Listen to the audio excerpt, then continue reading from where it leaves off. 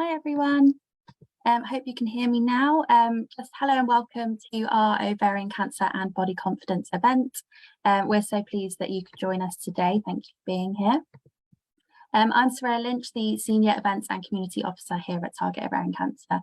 We're really excited about today's event. We know that treatment for ovarian cancer brings changes to your body that may have an impact on how you feel about yourself and can be difficult to deal with. That's why we've teamed up with Look Good, Feel Better. We have the lovely Gail leading the session today. Gail will lead on a presentation full of information and tips on styling for confidence. We've also set aside time at the end of the session for questions too. The event will be focusing more on the practical tips such as ways to style clothes and what colours suit you. So Gail will be able to answer questions of this nature. If you're looking for medical advice, we'd recommend giving our support line a call to speak to one of our specialist nurses instead. So anything that comes out of this session isn't a substitute for the information and advice given to you by your clinical team. Please remember that everyone is at different stages and has different circumstances, so some things that are discussed might not be relevant to you. And if today's session brings up any difficult emotions, please do give our support line a call, as our nurses would be happy to provide any additional support. I will now hand over to Gail, so I hope you all enjoy the session, and thank you, Gail. Thank you so much, and hello everybody. I'm very excited to be here at the Body Confidence Workshop in conjunction with Target Ovarian Cancer. So just a little bit about me before we begin. My name is Gail, and I've been a stylist for about 8 years. It was something I did whilst I owned and ran a women's wear boutique in Edinburgh. I just love helping people figure out and unlocking their signature style and the confidence that's within us all. I'm Colour Me Beautiful trained, if you've heard of that, and I've obviously continued to do some CPD and enjoy browsing around shops, and who doesn't like that? I've been volunteering with Look Good, Feel Better for about 2 years, and I was one of the stylists that helped to develop the Styling for Confidence workshop. There is a little bit more information about that specific workshop towards the end. So what you're going to get today is a bit of a shortened versions of that, but I think you're going to leave today with some really good practical tips and tricks to help you feel a little bit more confident around how you look. So if you've not heard about Look Good, Feel Better, they're a charity that was set up in 1994 by leading members of the beauty industry. They run across 27 countries, and they're volunteer led, so they don't get any government funded. They're supported by volunteers like myself who give our time freely, and the beauty industry who donate various amazing products that if you have been lucky to be on any of their skincare and makeup workshops, you will be a recipient of. Before the pandemic, they ran the skincare and makeup workshops face-to-face in a network of about 140 hospitals and cancer centres.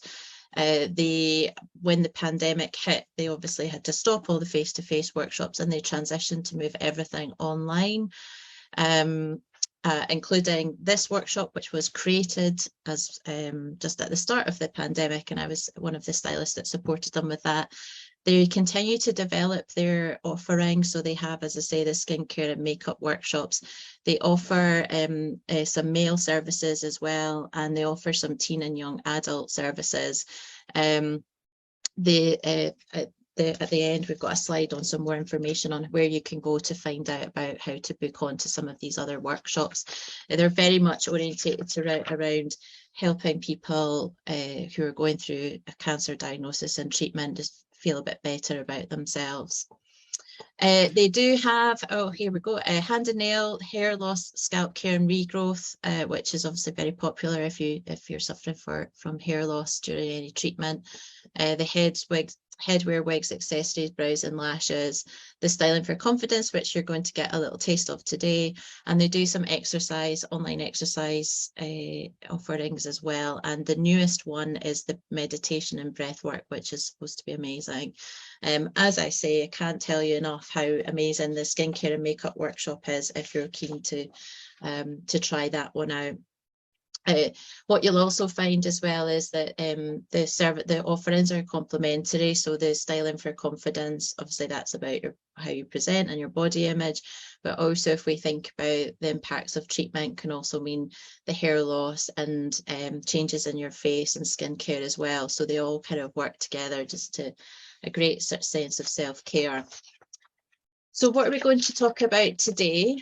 So we're going to talk a bit about personal style and how it can increase your confidence. This is an hour just for you to spend a bit of time on yourself, figuring out things that will work for you and what you might want to try after the workshop.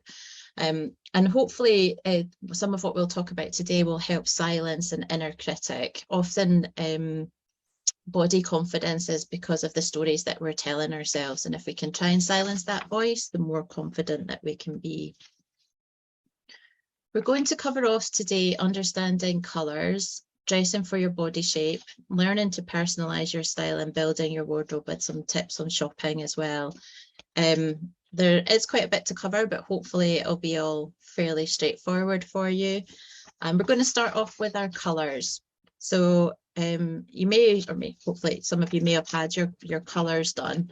And what that means is about looking at a range of colours that complement your hair, your eyes, and your skin tone, and where it creates harmony with your overall look.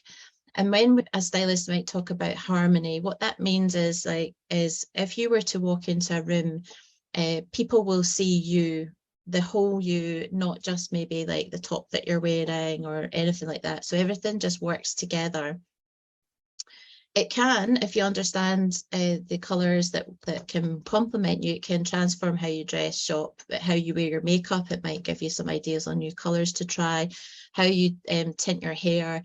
And also colour can be used as part of your image overall. So thinking, say, for example, you might want to integrate it into your signature style. You might want to use colour in that way.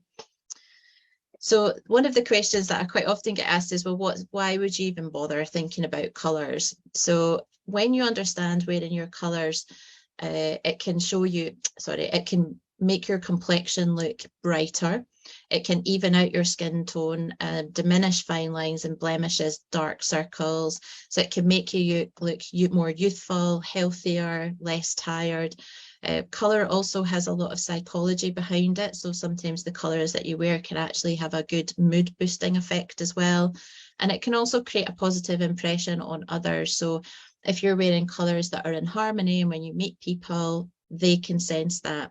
Often colours for me is something that's a little bit unconscious. So you might find you've got something in your wardrobe that fits beautifully and should technically work really well, but every time you put it on, you take it off again.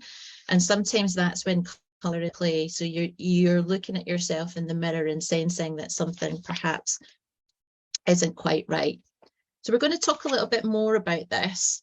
So this is where you can get involved in the chat box if you don't mind, and sharing which colouring you identify with.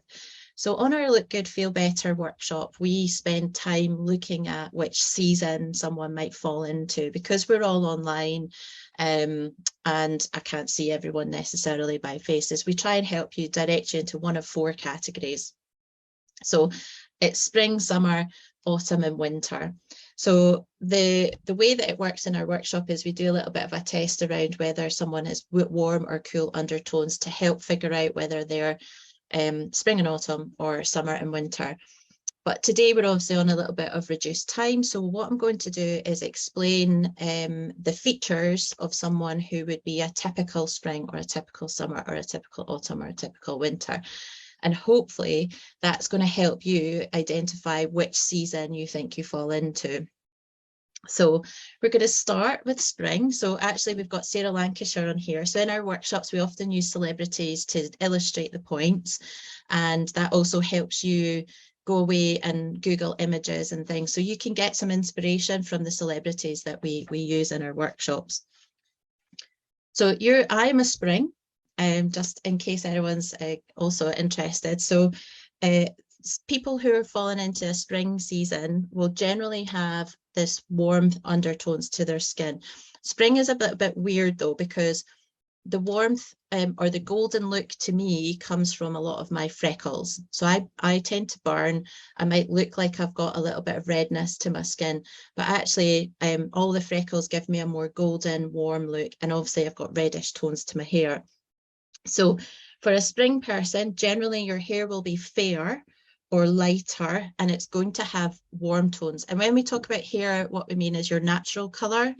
So if you're someone that, you know, dyes it turquoise, have a think about what your natural color is. If you don't have hair at the moment, try and recall back to what your natural hair color was. And if your hair is coming in after any treatment and it's coming in grey, think about answering this. So when we go through all of them, if you're coming in grey and you want to leave it grey, then consider it as that colour rather than say your colour pre-treatment. So going back to spring, so it's the lighter hair with warmer tones, often strawberry blonde or like proper ginger haired people will fall into spring. You're going to have likely to have freckled skin with bluish undertones. So there's that kind of weird conflict because it looks cool, but actually it's also warm. And there's going to be high contrast in the features, and that's what I mean by this, the sort of confusing nature of it's cooler but looks warmer. If you're summer, again, it's a lightness to the look, so you're going to have more light brown, blonde, but more ashy tones. So there's a distinction between spring and summer. Spring is the warmer one, summer is the cooler one. So it's more ashy tones or grey hair. Often as women age, they move more in towards a summer look. And I'll explain a little bit why in a second. You're going to have cool eye colours, so that kind of the cooler tones of the blue, greens, browns, soft features and blue undertones to your skin. So if you're sitting there, you might be like, Gail, I don't understand this warm, cool skin thing. Have a look on the inside of your wrist and you'll see that you can see some veins there that are quite prominent. If your veins look blue, you're going more likely to have cooler undertones to your skin. If those veins look more greenish, you're going to more likely be a warm tone. For autumn colour palettes, you will have more mid to dark hair, but with warm tones to it. You're going to have a more yellowish tone to your skin. So thinking of that kind of olivey skin tone, do you tan well in the summer, that side of things. And lastly, winter, it's medium to dark hair again. It's bright eyes, fresh skin. It could be freckled or it could be clear. This is just, and there will be blue undertones to your skin.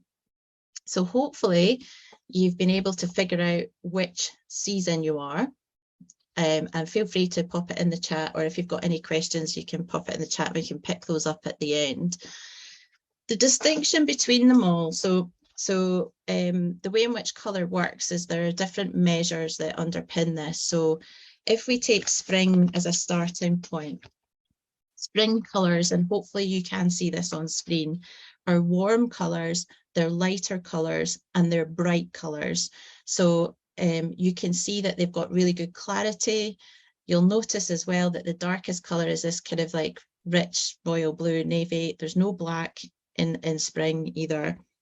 For summer, again, we're working with the lighter colour palette.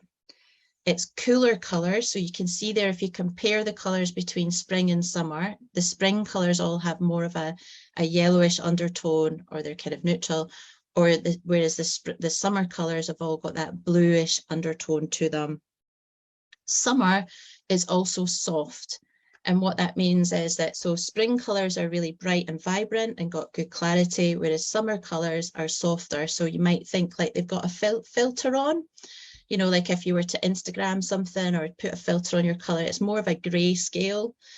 And if you're summer, how you should, or if you've got soft in the colour palette, is how you should wear colours is a bit more tonal rather than contrasting.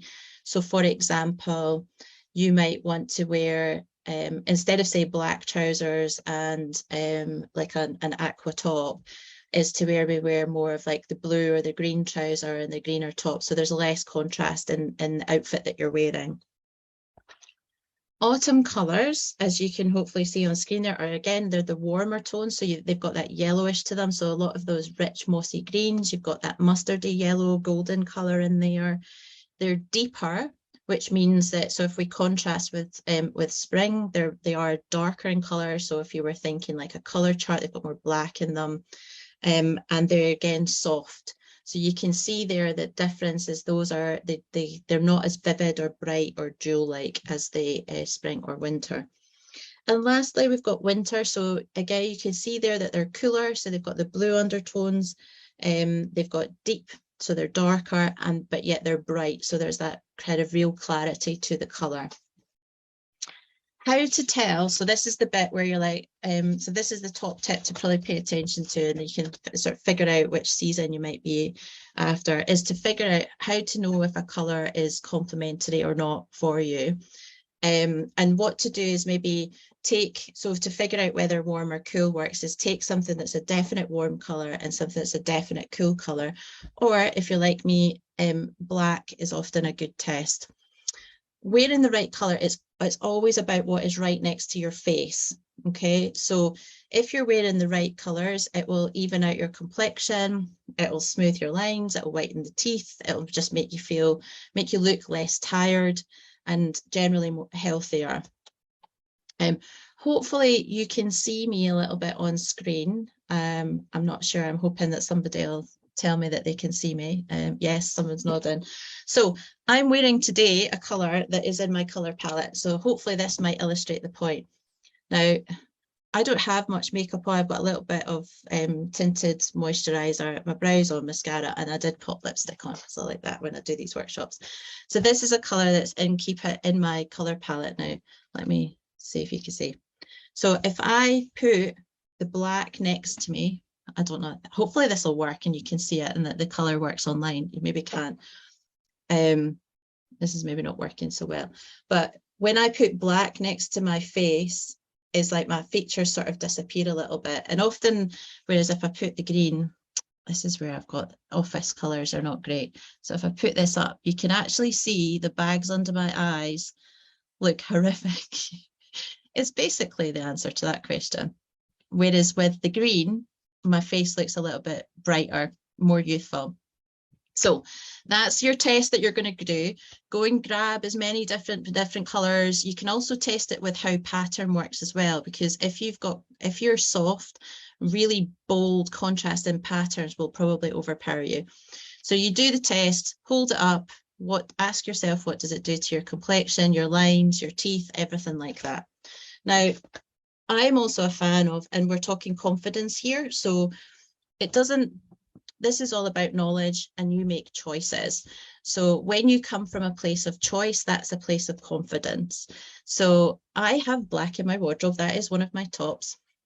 But how I wear black is I make sure there's more skin right next to my face because I own my own skin, it suits me. So that's a tip. If you're looking to wear a colour that's not in your colour palette, try and have more skin. So think about the neckline. If you're still like, I really love the top, but it's like a neckline like this, think about putting a scarf over it or an accessory. And it's also the opportunity to probably wear some makeup so that you combat the effect of the colour that's overpowering you. So something to even out your complexion, pop some lippy on, make sure you've got your mascara and your eyebrows on, and you'll be good to go. Right, next on our whistle stop tour. Hopefully that was really helpful on the colour. As I say, we've got time for questions, so I can pick those up as we come back. So the next thing we talk about is body shape. Now, just before I begin on this, human beings are visual creatures, right? It's a fact, it's unconscious, it's something that we all do. We look people up and down, we don't even realise we're doing it, and we make an opinion on them. Now, this is a crazy stat. So first impressions are done in the first 30 seconds of meeting someone, and 55% of that is done on your appearance. The next one is 38% is on body language, and only 7% is what you say. So when you know this, you can then play around with that. So when you meet someone, think about what you're wearing projects an image about yourself, and is that what you want it to say? So today is all about giving you tools to influence what someone thinks about you and what you think about yourself, because when you look in the mirror, that's important too. So body balance, we work on these geometric shapes. And what we look to try and do is we're looking to try and create balance or divert attention to areas about your body that you really, really like, okay? So the shapes that we work with are the triangle shape is where your hips are wider than your shoulder. The inverted triangle is reversed. So the shape on screen you can see is to illustrate what the shape of your body. If you're not really sure, think about, do you wear the same size top and bottom, roughly speaking? If you do, you're going to be into the rectangle, hourglass, diamond, or oval. And if you don't, you'll be one of the triangles. So if you wear a smaller top half than bottom half, it's triangle. If you wear a bigger top half than bottom half, it's inverted triangle. The difference between the other ones, so rectangle has no waist. And if you were to run your hands down the side of your body, the question is, do you go in and out anywhere? If the answer is no, you're pretty straight up and down and you're about a size 12 or less, it's rectangle. If you have a waist, like a definite waist now, don't worry about if you've got a tummy. I carry weight on the front of me, but I definitely go in and out. I am an hourglass, and the way to solve the tummy thing is slightly different. And we'll come on and talk about that in a second as well, because we've got some top tips on that.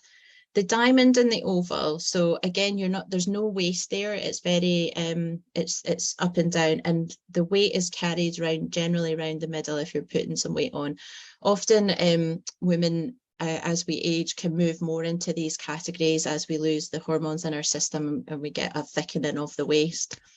The diamond shape is generally size 14 or below, and there's still some angularness.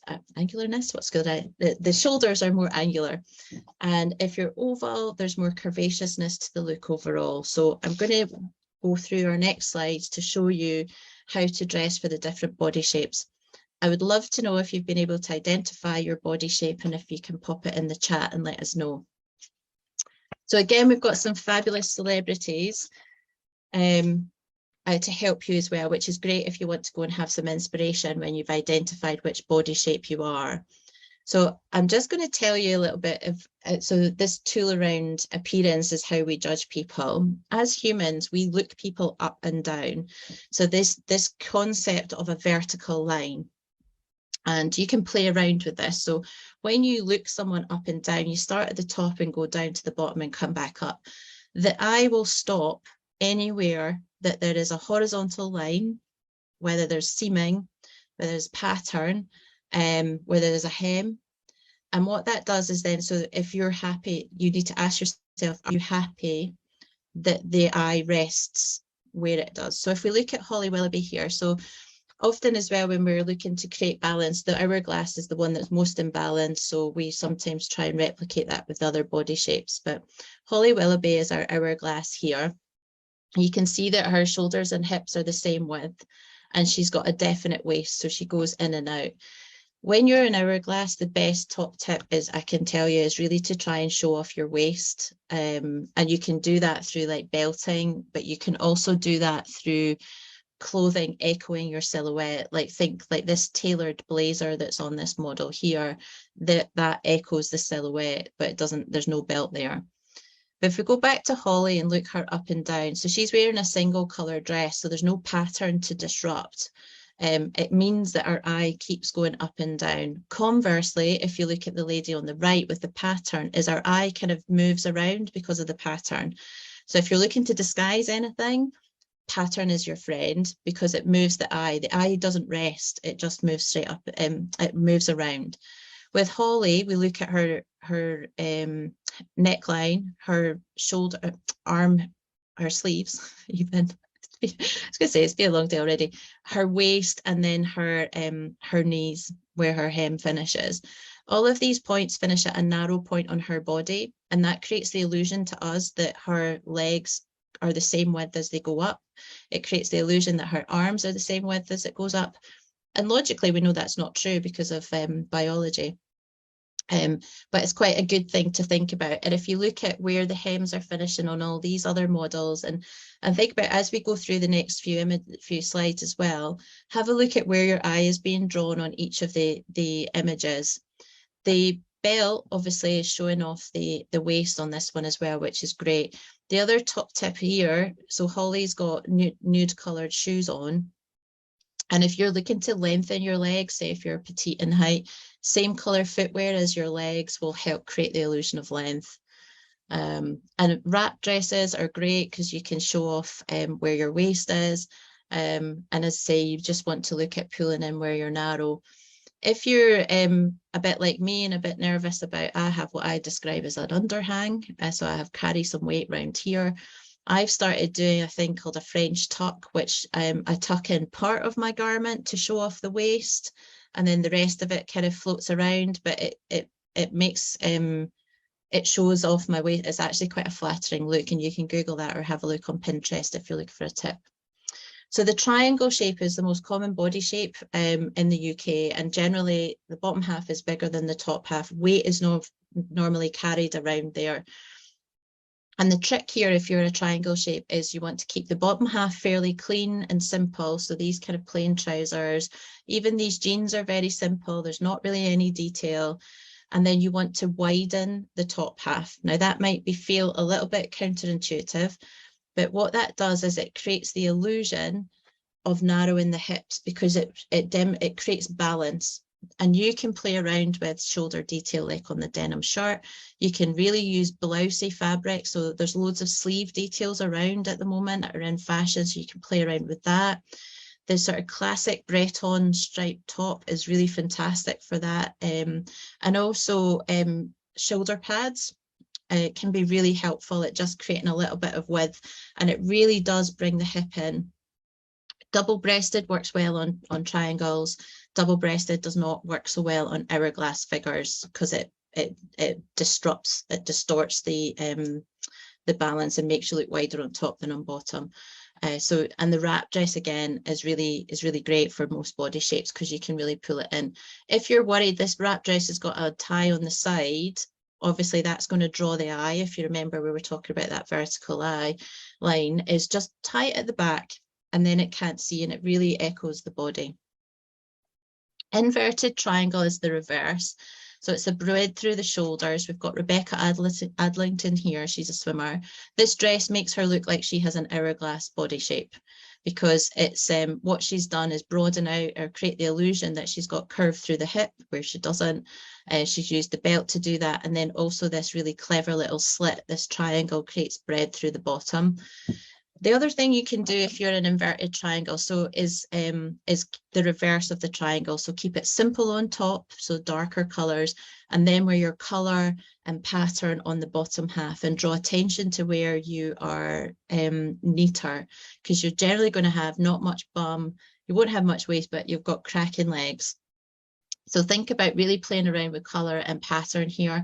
And you can see here, this is where the eye is drawn. Like our eye is drawn to the skirt, our eye is drawn to the red trousers, the camel print trousers.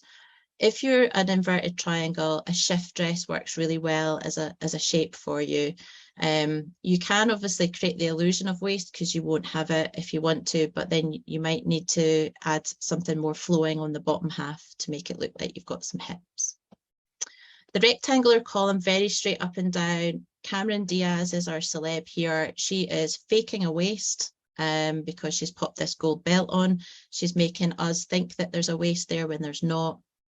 If you're a rectangle, you can really play around with types of fabric, stiffness of fabric. You can add bulk and shape where you maybe don't have it. Just a point on vertical stripes here and really sort of fitted knitwear and things. A vertical stripe will accentuate any curve that you have. So if you're a rectangle where actually you're quite straight up and down and don't really have much curvaceousness to your look, wearing a vertical stripe will exaggerate any curve that you do have. So if you're, say, flat chested, it will exaggerate that. If you've not got much hip, it will kind of create that illusion. Similar, you could do that, or even just fitted stuff. But yeah, just you can really play around with different fabrics, and you don't need to shy away from stiff cottons and things. And if you're a more curvaceous look, things like that are less fluid and too structured, and it can just add bulk. Diamond shapes, as I talked at the start, it's carrying weight around the middle. So Judi Dench is quite clever here. So when you're carrying weight around the middle, you want to keep the eye, so that vertical line thing, you want it to just kind of like pass straight over any midriff area. So you want to draw attention to above the tummy area and below the tummy area. And there's a variety of ways on screen here that you can do that. Judi Dench is quite clever. She's got her lace and her button just at the bust line, and then everything goes down until her hemline, which is below her hip. She's also done a really clever thing. She's really petite here. This jacket probably is actually too long in the sleeve for her, but she's rolled it up so it finishes at the narrow point on her wrist. So it looks like it fits her properly, which is really complimentary. Try and wear things that fit properly if you can, because if it's ill-fitting, it just plays around with your proportions and body shape. Again, layering can work really well. You can play around with where do you want the eye to draw. So this dark top and then the pattern in the middle, it just draws our eye in and up and down. So it creates length through the body. You can, empire line works well for diamond, also works well for pear shapes, sorry, triangles, whatever you might call them, because it's a narrow point on the body just under the bust. And really just playing around with some of the color and seeing where the eye is drawn. Our oval body shape is similar to the diamond, is often weight around the middle. There's a more curvaceousness to this look, so it's less angular on the shoulder. Generally, what you'll want to do from a fabric perspective is to echo the body shape. So the fabric should be more fluid, less structured. So that means that the fabrics will hang off the shoulder, touch the bust line, maybe skim over the hip, rather than kind of creating sharp angles or being too clingy. This is Alison Hammond, and this is a really clever outfit that she's playing around with that vertical line that we talked about at the beginning. You know, and if you see there, our eye is really drawn to this panel of pattern in the middle, and it makes her look really like tall and lengthened. She's also, the way this shawl goes over, it finishes at the narrow point on the junction at her elbow. So again, she's making us look at places that she is comfortable with and that she likes people to stare at. The deep V on the bust line is also really flattering, and she's actually pulled it in under the bust as well. So it makes our eyes like skim over that tummy area, and the pattern is really friendly for that as well, as I touched on at the beginning. Equally, just, you know, if you are curvaceous, that doesn't mean you shouldn't wear a flat bum. Sorry, I've just looked at the comments. It's generally like the flat bum, yes, you will not be. What I would say, Jill, though, is genuinely go back and check whether you might be more of an hourglass, and see if you go in and out. But just because you're curvaceous doesn't mean you should shy away from tucking things in. You can be brave and enjoy and enhance and enjoy your body. And you can see that from all of these images here, you know, that actually it's really flattering as well to tuck things in and create the illusion of waist if you maybe don't have it. And, you know, playing around with color and pattern is really helpful too. So the next few slides, so the first bit of this has been quite, so if I work with any client really, it's sort of general information around fashion, styling and body shape and colour. These are some specific slides that Look Good, Feel Better and the team have created that are more targeted at people going through cancer treatments. So hopefully it's a bit more some specific information. So the first thing is underwear. And in fact, any stylist will tell any client that having good underwear, good foundations is the best thing you can do for your outfit or the clothes that you're putting on top. If your underwear doesn't fit properly, particularly if it's too small, it's going to create lumps and bumps on your body that you don't actually have. But then if you put clothes on top of that, it's going to create lumps and bumps in the clothing. So definitely go and see about getting your underwear to fit properly. especially bras as well, and make sure your bust is sitting where your bust line should be, because actually if your bust is hanging too low because your bra is not good enough, it diminishes your waist. So the minute you get your breast sitting in the right place, it can actually really lengthen the body. Seek out specialist underwear if you have any unique needs, or maybe sometimes for a special occasion, a shapewear can give us a bit of a confidence boost, but it is definitely one of the best things you can do to make your outfit look better. I've talked about how clothing can skim the body, doesn't have to be super fitted. Try and avoid hiding under oversized clothing. So sometimes when we're feeling a bit not feeling so confident and not feeling so good about ourselves, is we can wear something that we think is just, we'll hide under something baggy. But if you are coming at a place from, if you're hiding, that's the body language that you are giving off. So I'd said about, what was it, 38% of someone's opinion of you is based on body language. So if you're hiding under clothing, your body language is hiding as well. Now, oversized, it can be an absolute style statement, and if you are using that, then go for it. But just that's about your body language and how do you present yourself. Some other tips that hopefully you've had a chance to read on screen whilst I've been talking, but just be mindful around where any detailing sits. Are you comfortable with it? If you're using elasticated waists or pleating and things like that, they can expand out, they can add additional bulk to your body, particularly elastic waistbands. So think about that. French tuck is quite good. I've got a pair of lovely wide leg elasticated waist trousers that I love, and I do a French tuck with them. Because otherwise the puckering of the fabric just adds some extra bulk to my tummy area, which I'm not a massive fan of. Pockets as well, just if you are someone like an hourglass like me, or a triangle shape, is you've got much more curve through your hip area, and sometimes you'll find pockets won't lie flat. You can get them sewn in, or try for pockets that are more vertical, kind of like a jean pocket. So dealing with weight change, as you know, treatment can be, it can impact weight where you could gain it or you can lose it. So on screen here, we've got some really great tips for if you're looking to look slimmer, or if you're looking to disguise weight loss. Weight loss could be actual overall weight loss, or it could be if you've it can be if you've had, say, operations and things like that that's disrupted your figure. Whilst I talk, have a look at the images as well, and you can see where do you think the eye is going, what do you think the fabrics and the pattern and the color, etc., is doing to the image.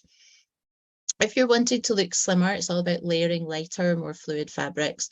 You really want to play around with that vertical line to draw the eye in and up and down. And you can do that through accessories, pattern, color, using the shape of your neckline, where your hem, sleeves and details are. Think about, are you comfortable with where they are? Is it a narrow point? And as I say, accessories can really help draw that eye to where you want it to go.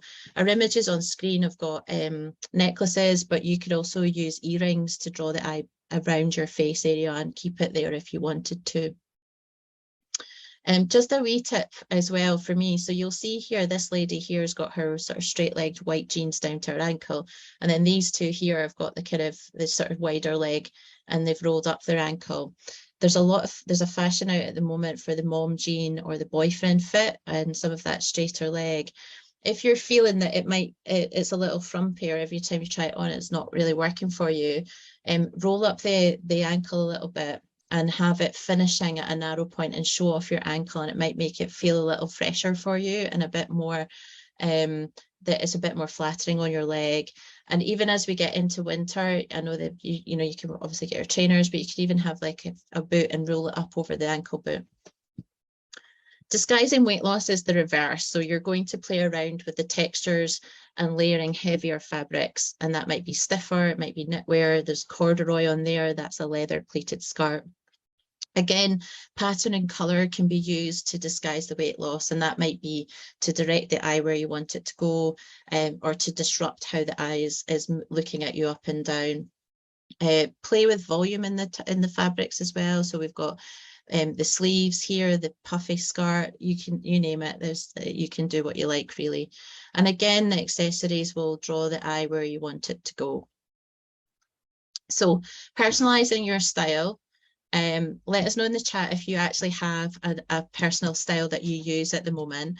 This is all about you. So you've got the practical tools and tips, and this is about creating the version of it for yourself. I always ask clients to think about what 3 words would they describe their sense of style. This is all about you. It can be anything that you want. It's a very creative thing to do, and it's very personal. But just think about, like, what are the clothes you're wearing today saying about you? And is that what you would like it to say? Because if not, you can change it. It's up to you. There's loads of different tips and tools out there on the internet that can help you. Think about creating a vision board or a mood board, or if you're really struggling as well, is think about if you were to see someone walking down the street with a signature style that you would like, describe what it is that they are wearing from every little detail. What's their makeup like? What's their hair? What's the colors that they're wearing? What's the pattern? Are they wearing dresses? Are they wearing jeans? What's on their feet? What's their handbag? Everything. And you might find then that will really help you direct as to what you want your sense of style to be. So finally, before we go into some Q&A, I've got another slide of what the Look Good Feel Better do as well. But the wardrobe and shopping. So you've done all of this and you're suddenly like, right, I'm on this direction. This is what I want to do. Is your wardrobe might be holding you back. So the first thing you're going to do is edit it, get rid of the things that don't fit, things that are worn out, things that you don't feel good in. You know, let's get rid of it. It's not just taking up physical space in your wardrobe, it's taking up emotional space for you as well. When you rebuild your wardrobe, organize it back by garment and then by color. That will help you identify if you've got loads of repeat things. It will also help you identify new things that you didn't realize that you had. And that might be wearing different tops with different bottoms rather than wearing the same thing over and over. You can also look at trying to get your accessories hanging on the inside of your wardrobe as well. And then you can really build complete outfits.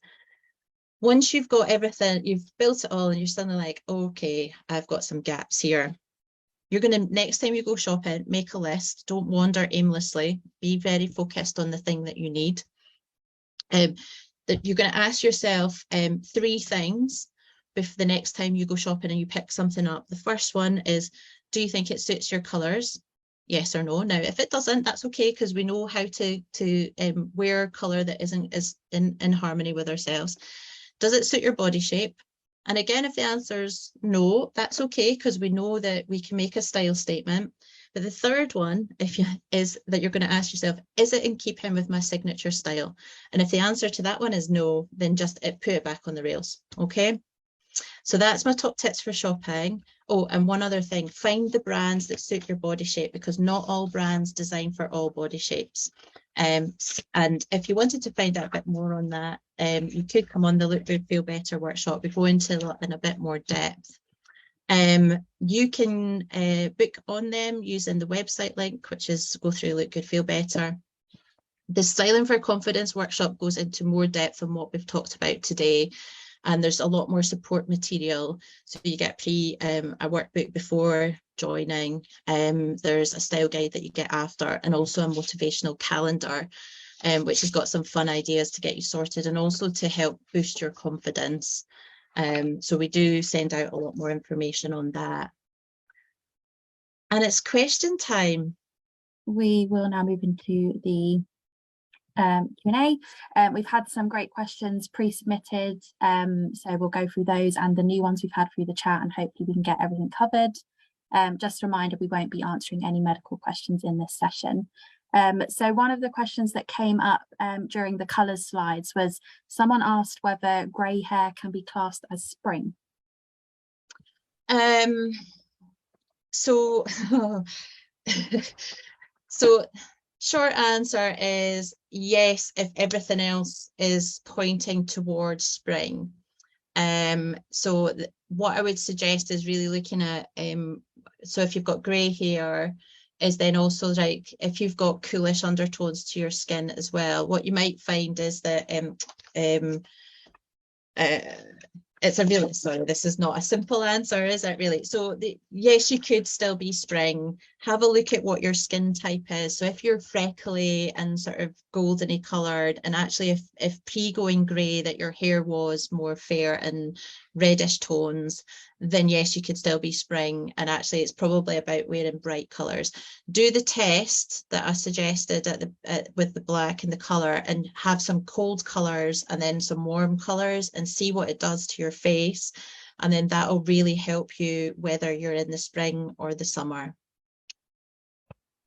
Lovely, thank you, Gail.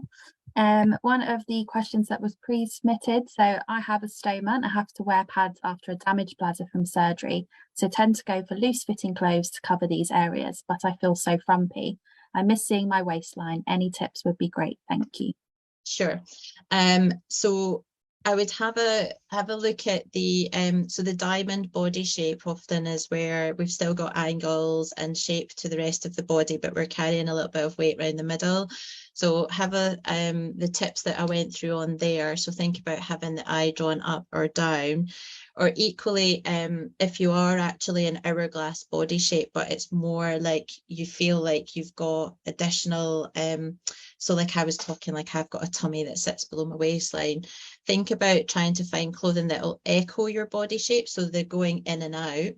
And the ways in which you could do that is, so you could wear like a simple long line, say, vest that's fluid, and then put a blazer over, or a jacket or something that has some tailoring at the back, so it creates some shape, but you obviously don't need to button it up. You'll still get the shape of going in and out using the layers. Great, thank you. A question that came from Facebook, but I see there's also been some other comments in the chat. I would love to know where to get a decent bra from that I can wear, as my sternum and ribs have been broken three times from heart operations. I unfortunately go braless a lot, as wearing them is too uncomfortable. And then someone in the chat has said that where they've had their surgery, that is also where the bra would sit. So if there's any recommendations for what to do? Okay, so I would suggest going and getting fitted, go and get fitted properly, and speak to a specialist, because they will be able to, they should understand the designs and the styles that and where they'll sit on your body. The other thing that you might want to do is, so I'm just looking up this, the Look Good Feel Better style guide actually has some specialist. So there are some specialist underwear providers who are designed for people who've gone through breast surgery, and they design not just in terms of like whether people are wearing prosthesis or not, but actually to do with the fabric and the type, so they can be softer fabric, so they're not as aggressive on the skin. So that might be an option, to have a look at some of these specialist underwear providers. I can copy it and put it into the chat if that's okay, if people want to then have a look at some of these. I know it's more specialist for breast cancer, but but it might be similar in terms of operations around that area. Might just be helpful. Lovely, thank you. Great, so what else we had? A question that's come through in the chat.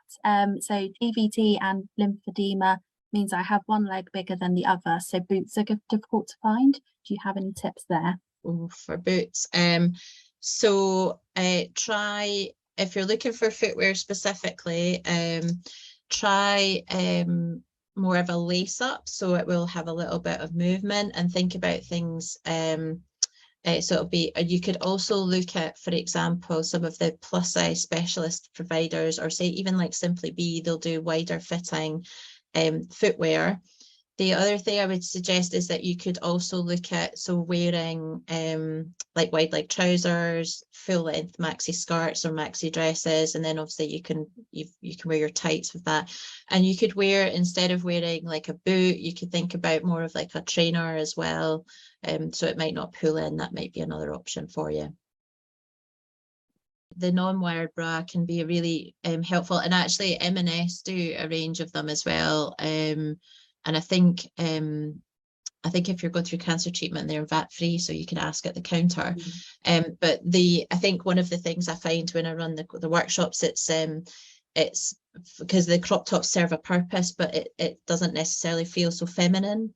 And and often if you can if your underwear feels feminine and that you feel a bit more that you can connect to the person before treatment, is it actually helps how you hold your body for then the clothing that you put on top of it. So thanks for that tip, because it can be really helpful. Great, thank you, Jill.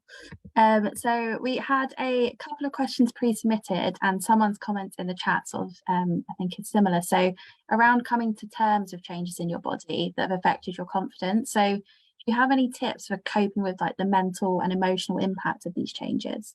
Yeah, absolutely. Connecting with your feelings and your sense of self can really help with your confidence and acceptance of where your body is right now. And the more you can accept your body right now, it will help you dress how you would like to and reconnect with your identity. So it's important to remember to look at the positives as well as any changes, because sometimes it's easy to dwell in what's happened because it's not something you've done to yourself, and there's quite a lot of change to go through and accept. So a great exercise that I like to conduct with the clients, and actually if you do choose to join the Look Good Feel Better workshop, it is actually, there's the exercises in there as well. But what I like to do is I ask the clients to get them to list the things that you like and love about your body, no matter how small. But if you start with one thing, you will be surprised how many more things come. And it might be small. It might be my fingernails are nice, or my hair looks quite good, or my eyelashes, or whatever, right? The more you do that, it's also an acknowledgement of everything that your body has achieved for you. So celebrate the success of what your body has actually helped you get through. And then also write a list of the things that you are less keen on or that you're self-conscious about. And also spend a little time writing down the changes that have happened as a result of treatment and how this makes you feel. Now, this will be an emotionally charged exercise, but it will help you accept where you are today, have a good assessment of the things that you love about your body, and it will help you move forward. And then you can use the practical tools from today to help you assess where is your body shape today, what is your colouring today. So you could use those tools to lean on to know that if you wear these things just now, that it will look good whilst you're accepting who you are. Another really massive top tip from me, I follow a lady called Mel Robbins, and she does this thing where she pays herself a compliment every morning. She's her own cheerleader. She gives herself a high five when she's in the bathroom first thing, and like, you've got this. But the thing that really is impactful is the compliment a day. And the more, even though you'll start small, that will snowball into something bigger, and you'll start to have that more confidence about your body where you are today. So hopefully that will help for all of those points around the confidence. Thank you, Gail. We've got another question in the chat. So, due to a spinal curvature, I'm only 4'4". I've gained weight through being left with chronic fatigue after treatment. I'm an hourglass. I'm now a 38F on top, size 14 bottoms. I'm really struggling. I bought looser tops, but I found that with my height and the fact all tops are very long at the moment, they make me look like I'm wearing a knee-length tent. Any tips? Yeah, it's hard when sometimes we're buying things that are bigger in that sense. So what I would suggest, so that I went through some of the tips on being an hourglass, is if you can, to try and show off the waist area. Now, appreciate it, and you might be like, I don't want to wear a belt. So think about, can there be some seaming or some darts, or can you get something that's more of like a top that has maybe like the tie back, and it can just bring it in a little bit, so it'll show off your waist.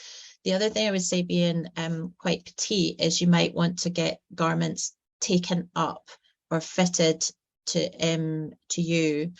So if the garment is too long, think about getting it to come further up.